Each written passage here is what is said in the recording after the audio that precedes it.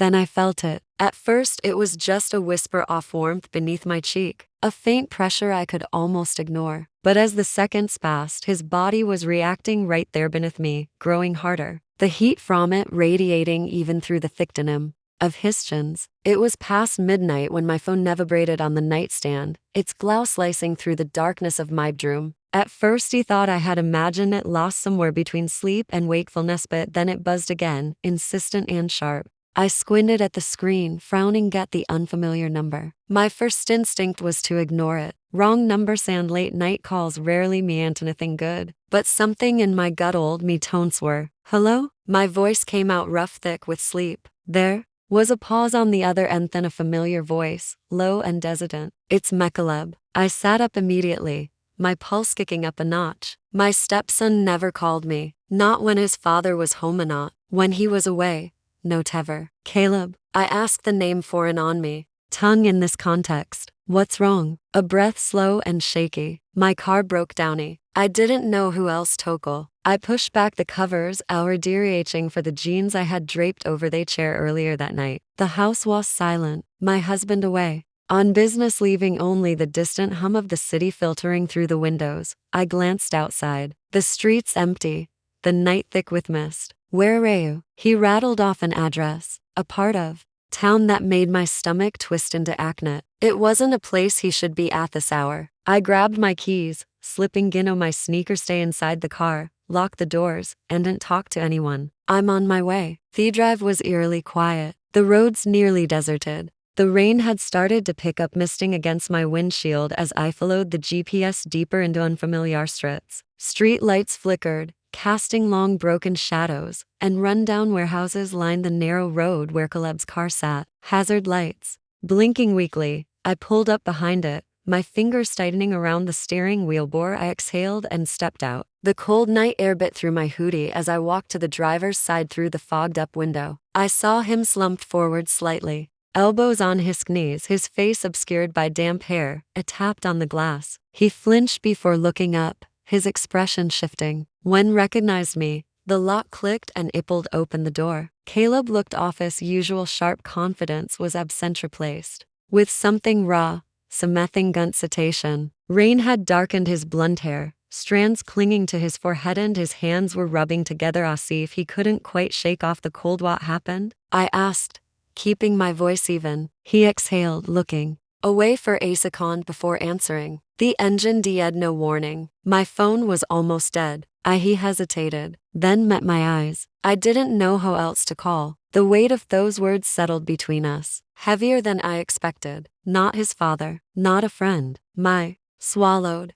nodding toward my car. Come on, I'll take you home. He hesitated, glancing back at his car before sighing and climbing out. When he stood, he was closer than I anticipated, the rain-slicked air between us humming with something gunsick. For a moment he just looked at me, his dark eyes scanning my face, his expression uberled. Then he nodded, shoving his hands into his jacket pockets. If you're enjoying the story, consider subscribing to my channel and leaving a comment about what you like or dislike. Thank you for your support. Neither of us spoke as we slid into my car, the rain tapping against the roof, city stretching out ahead of us. In quiet, restful sandisipin, the car's heater kicked in as we pulled away from the curb, feeling silence with a soft hum. The rain had picked up, streaking against the windshield, blurring the city lights into long smears of color. Caleb sat stiff-lined the passenger seat, his head tilted toward the window, watching the empty streets roll by. For the first few minutes,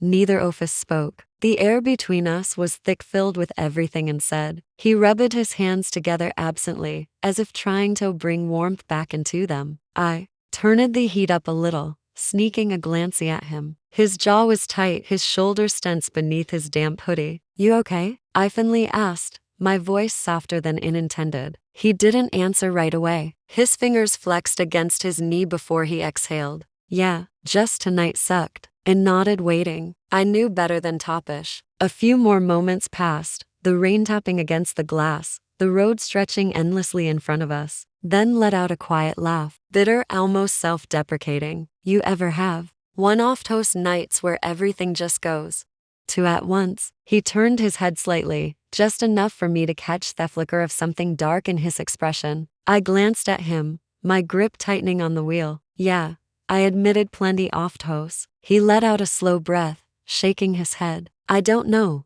why I called you. That hit somewhere deep, but I kept my voice steady. Because you knew I'd comic turn to look at me fully this time and for the first time tonight. His walls cracked just a little. His eyes were darker in the dim car, his gaze steady searching. Yeah, he said after a beat. It did. Something in my chest tightened. I forced my attention back to the road, gripping the wheel a little harder than necessary. The city passed in a blur, the neon lights flickering against the wet pavement. His presence beside me was heavier than it should have been like. He was taking up more space than the passenger seat allowed. You don't have to tell me what happened, I said after a while, my voice careful. He exhaled, leaning his head back against the seat, staring at the ceiling. Some things are just better left alone. That wasn't the whole truth. I could hear it in the way his voice wavered slightly, in the way his fingers drummed against his thigh as if trying to shake something off. But I didn't press. Instead, I let the silence settle again,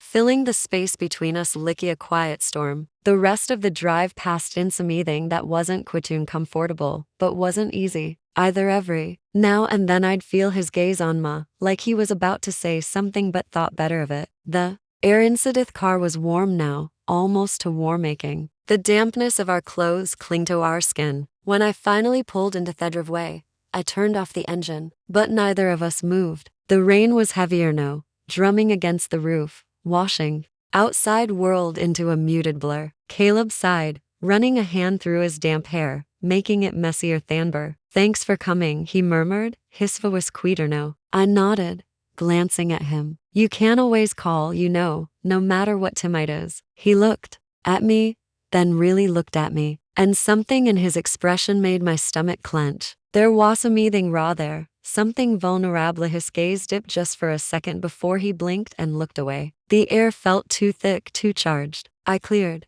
my throat, reaching for the door handle. You should get inside to get some rest. He hesitated like he wanted to say something else. Then with a slow nod he pushed the door open. The rush of cold air sent a shiver down my spine. He stepped out, then paused, turning back slightly. The rain blurred the edges off him, but his voice cut through the night steady and low. I'm glad it was you. I stepped out of the car and followed Caleb up the wet pavement, the rain soaking through my hoodie. Within seconds the porch light flickered weakly above us, casting long shadows as I reached into my pocket, fingers seeking the familiar shape of my house keys. They weren't there. A cold knot formed in Mistamac. I checked again. Other pocket, my bag, even the back pocket of my jeans, nothing. Caleb already at the door glanced back at me. You good? I swallowed, me fingers tightening around my empty pocket. I think I lost my keys. He frowned, his damp hair clinging to his forehead as he turned fully toward me. Sure? Panic bubbled under my skin. I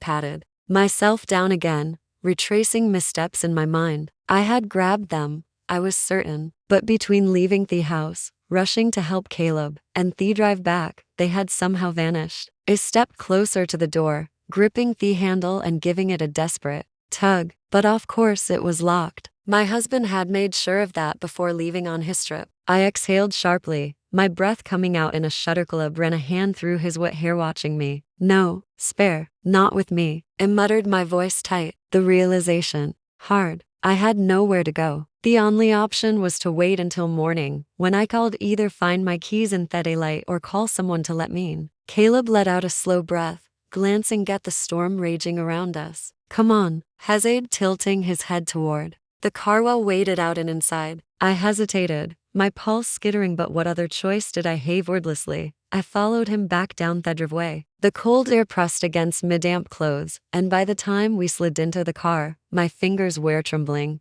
Caleb started the engine, letting the heater kick in. A thick silence filled the space, the windshield figging slightly from our combined breath. I leaned back in my seat, exhalingly trying to push down the frustration and tension knotted inside me. Okay? Caleb's voice was quiet. I let out a breathless laugh, shaking my head. Not really, he huffed softly. Yeah, me neither. Something about the way he said it made my stomach tighten. I turned my head slightly, watching him in the dim glow of the dashboard lights. His profile was sharp, his jaw tense, his hands resting loosely on his lap. He looked different in this light. More tight, tired, more distant, more vulnerable. I shifted, tucking my knees up slightly, trying to get comfortable. Guess we're stuck here for a while. Could be worse, he murmured, his gaze flicking toward me. There was something unreadable in his expression, something that made the air between us feel heavier. Then it should have. I forced out a small smile. Yee, how a ghost of a smirk touched his lips. You could have lost your keys in a worse part of town. At least you're stuck here with me. I rolled my eyes,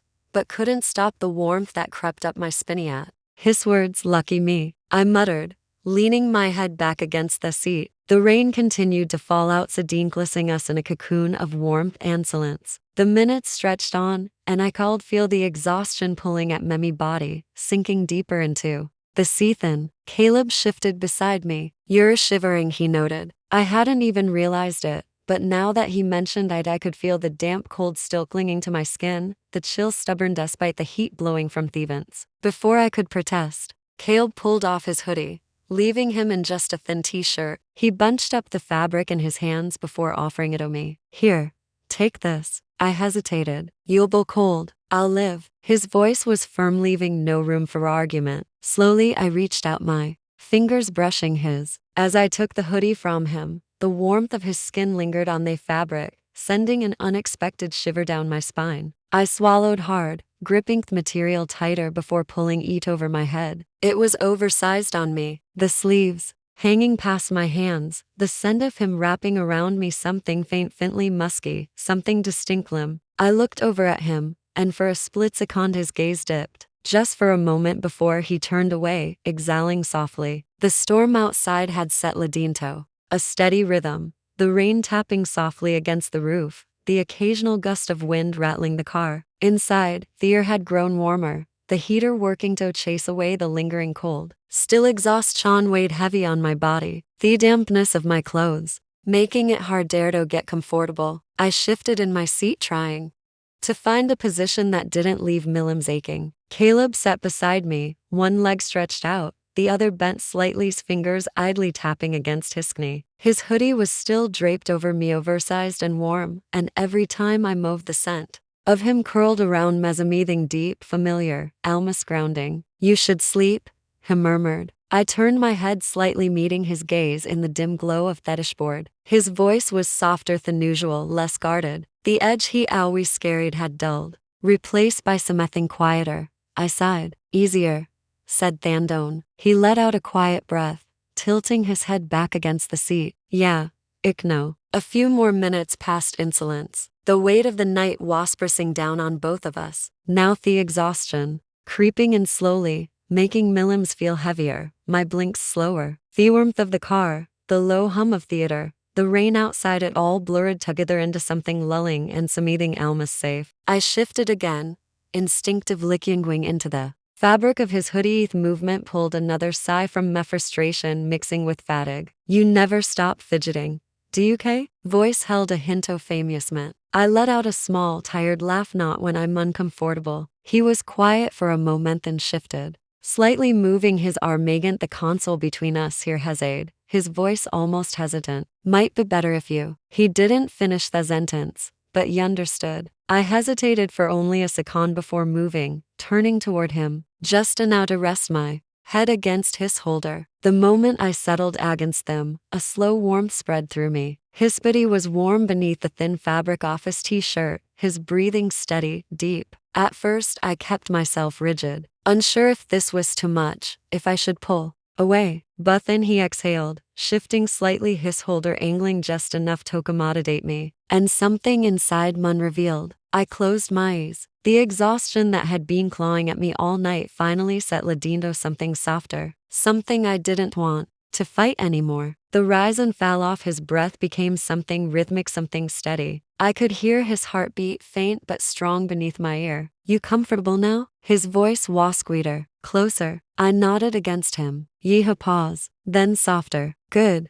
The car was filled only with the sound of the rain, the occasional creak of the lee seats when either of us shifted. At some point, I felt Caleb's head tilt slightly, just enough that his cheek brushed against the top of my head, not intentional, not accidental either. My breathing slowed. I didn't move away neither did he. Somewhere between the storm and the silence, between the weight of the night and the warmth of him, sleep finally found me. The warmth inside the car had settled into something deep, wrapping around you like a cocoon against the storm. Outside, the low hum of the heater filled the silence, blending with the rhythmic tap of rain against the windshield. Caleb hadn't moved since I rested my head against his shoulder, his presence solid and unmoving. Bezadim. But at some point exhaustion pulled me down completely, and my body shifted, slipping lower without me realizing it. Me cheek found a new resting place. No his shoulder, but his lap. The moment I landed there, a slow awareness crept into my hazy mind. The fabric of his jeans was firm beneath his thigh, warm. Even through the denim, my breath hitched slightly, though I kept my body still, pretending I hadn't noticed, pretending I was still lost in sleep. Booty knew better, and so did he. Caleb had gone completely still. The quiet between us changed, thickening like the air before a storm. He wasn't breathing the same as before. It wasn't obvious, nothing dramatic, but I could feel the subtle shift, the deeper inhales, the way his body seemed locked in place, as if any movement might shatter whatever delicate balance we had found ourselves in. Then I felt it. At first it was just a whisper of warmth beneath my cheek, a faint pressure I could almost ignore. But as the seconds passed, it became something more, something unmistakable. His body was reacting, right there beneath me, growing harder, the heat from it radiating even through the thick denim of his jeans. A slow pulse of heat coiled low in my stomach, my fingers curling slightly where they rested near my chest. I wasn't supposed to notice. He wasn't supposed to notice, but there was no ignoring it. No, neither of us moved. Neither of us spoke. The silence had weight now, pressing against my skin, making the space between us feel smaller, the air warmer, heavier. I could feel the tension in his body, the way he held himself so still, like any shift might break whatever restraint was keeping us in check. My breathing shallowed, my pulse a thrumming just beneath my skin. I knew I should move, should sit up, should pretend this never happened. But the warmth of him beneath me, the steady rise and fall of his breath, the lingering scent of him still clinging to his hoodie, all of it kept me frozen in place. I didn't know how long we stayed like that. Seconds stretched into minutes, storm outside continuing its restless song. I could feel the weight of Caleb's gaze somewhere above me, though I refused to look, refused to acknowledge the line. We were dangerously close to crossing. Eventually he let out a slow shaky breath, his fingers twitching slightly against his thigh. Then, barely above a whisper, he murmured, "You should get some sleep." His voice was different now, lower, strained in a way I hadn't heard before. I swallowed, forcing my own breath to steady, my mind racing even as I let my body stay relaxed. "Yeah," I whispered back, eyes still closed. But we both knew neither of us would be sleeping tonight. The car was too warm now, the air thick with something I didn't have the Caragetto name. My body remained still, my head resting against Caleb's lap, but my mind was racing, hyper-aware of every shift in space between us. His body was tense beneath me, his breaths measured and careful, as if he was trying not to give too much away. But I could feel it, all of it. The slow, steady heat that had built beneath me hadn't faded. If anything, I'd grown, pressing against my cheek in a way that made my stomach tighten, my own breath catching in my throat. I knew I should move, should pull away, should end whatever this was before it became a something neither of us could pretend to endure. But I couldn't. The weight of exhaustion mixed with something deeper, something that had been lingering beneath the surface for longer than I was willing to admit. I shifted slightly, just a small movement,